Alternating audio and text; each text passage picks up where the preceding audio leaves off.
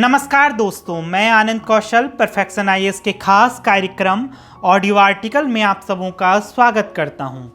आज हम समसामयिक मुद्दों में सबसे ज्वलंत तथा संवेदनशील समान नागरिक संहिता पर एक सार्थक चर्चा करेंगे। समान नागरिक संहिता अर्थात यूनिफॉर्म सिविल कोड भारत में एक अत्यधिक विवादित और राजनीतिक रूप से ज्वलंत मुद्दा रहा है। समान नागरिक संहिता को ऐसा प्रस्ताव माना जाता है जो विभिन्न धार्मिक समुदायों के पर्सनल कानून में एक रूपता लाने की वकालत करता है। आइए अब जानते हैं कि यह चर्चा में क्यों है। 22वें विधि आयोग, जिसके अध्यक्ष ऋतुराज अवस्थी हैं, जो कि पूर्व में कर्नाटक उच्च न्यायालय के मुख्य न्यायाधीश रह चुके हैं, ने समान नागरिक संहिता पर सार्वजनिक मत तथा प्रस्ताव आमंत्रित किया है। मान्यता प्राप्त धार्मिक संस्थाओं तथा सभी संबंधित हितधारकों को समान नागरिक संहिता पर अपनी राय प्रस्तावित करने को कहा है। वहीं पूर्व में 21वें विधि आयोग ने एक परामर्श पत्र जारी कर कहा था कि भारत में समान नागरिक संहिता ना तो आवश्यक है और ना ही वांछनीय। आयोग का मानना था कि समान नागरिक संहिता की जगह सभी धर्मों के निजी कानून प्रक्रियाओं को संहिताबद्ध करने की जरूरत है। मौजूदा समय में यह भी चर्चा है कि समान नागरिक संहिता इसी मॉनसून सत्र में लाया जा सकता है, जिसके कारण यूनिफॉर्म सिविल कोड पर चर्चा की व्यापकता बनी हुई है। आइए अब जानते हैं कि यूनिफॉर्म सिविल कोड होता क्या है। भारतीय संविधान के भाग 4 के नीति निदेशक सिद्धांतों के अनुच्छेद 44 द्वारा वर्णित है, जिसका उद्देश्य संपूर्ण भारत में एक समान नागरिक संहिता सुनिश्चित करने का प्रयास करेगा। यह सभी धर्मों के लिए विवाह, तलाक, विरासत, गोद लेने आदि कानूनों में एक समान संहिता बनाने का प्रावधान करती है। संविधान के प्रस्तावना में निहित धर्मनिरपेक्ष लोकतांत्रिक गणराज्यों की अवधारणा को भी मजबूती प्रदान करती है।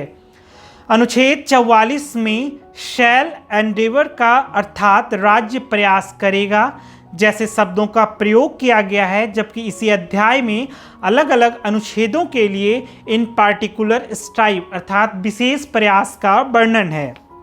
एक देश एक विधान की अवधारणा को भी इसी के समतुल्य मानी जा सकती है। भारत में समान नागरिक संहिता की स्थिति।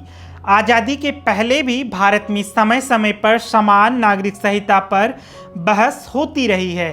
संविधान सभा में भी कुछ लोग इसे मौलिक अधिकार में शामिल करना चाहते थे, जबकि बहुतों का मत यह था कि पहले समाज समान नागरिक संहिता के लिए तैयार हो जाए।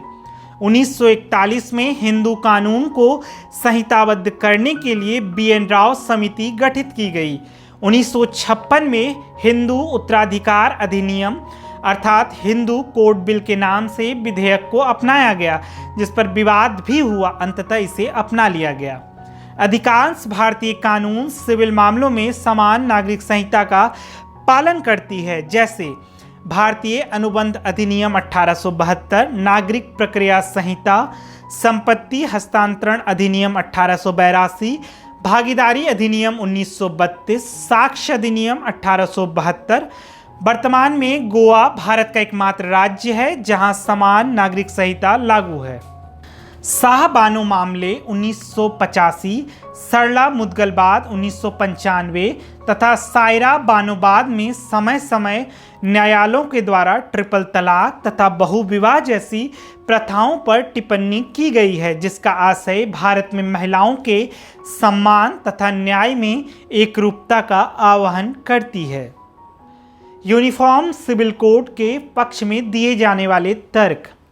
यह संहिता विवाह, विरासत और उत्तराधिकार समेत विभिन्न मुद्दों से संबंधित जटिल कानूनों को सरल बनाएगी तथा महिलाओं, धार्मिक अल्पसंख्यकों सहित संवेदनशील वर्गों को सामाजिक सुरक्षा प्रदान होगा। लैंगिक पक्षपात जैसी समस्याओं से भी निपटा जाएगा। धर्मनिरपेक्षता जैसी अवधारणाओं को बल मिलेगा। विपक्ष में दिए जाने वाले तर्क। समान नागरिक संहिता का विरोध विशेषकर मुस्लिम समुदाय कर रही है। उनका कहना है कि व्यापक सांस्कृतिक विविधता वाले देश में एक समान कानून की बात सामाजिक संस्कृति पर प्रहार है। जैसे कि हिंदू धर्म में विवाह को संस्कार माना जाता है, जबकि इस्लाम में इसे कॉन्ट्रैक्ट माना जाता है। संविधान के अनुच्छेद 25 का हवाला देते हुए उनका तर्क यह है कि संविधान ने देश के समस्त नागरिकों को धार्मिक स्वतंत्रता का अधिकार दिया है, इसलिए सभी पर समान कानून थोपना संविधान के साथ खिलवाड़ जैसा होगा। वहीं संविधान के अनुच्छेद 14 में निहित समानता की अवधारणा के भी विरुद्ध है। आगे की क्या राह हो? सभी व्यक्तिगत कानूनों को संहिताबद्ध किया जाना आवश्यक है, ताकि उनमें से प्रत्येक धर्म की पूर्वाग्रह, रूढ़िवादिता, मानसिकता को रेखांकित किया जा सकता है। सभी धर्मों के हितधारकों को भी परस्पर विश्वास के लिए आगे आना होगा। महिलाओं के गरिमापूर्ण सम्मान तथा लैंगिक पूर्वाग्रह को रोकने के लिए भारत की सामाजिक संस्कृति की सुंदरता के लिए समान नागरिक संहिता पर विचार करना होगा।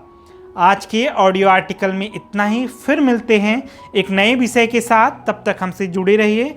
धन्यवाद।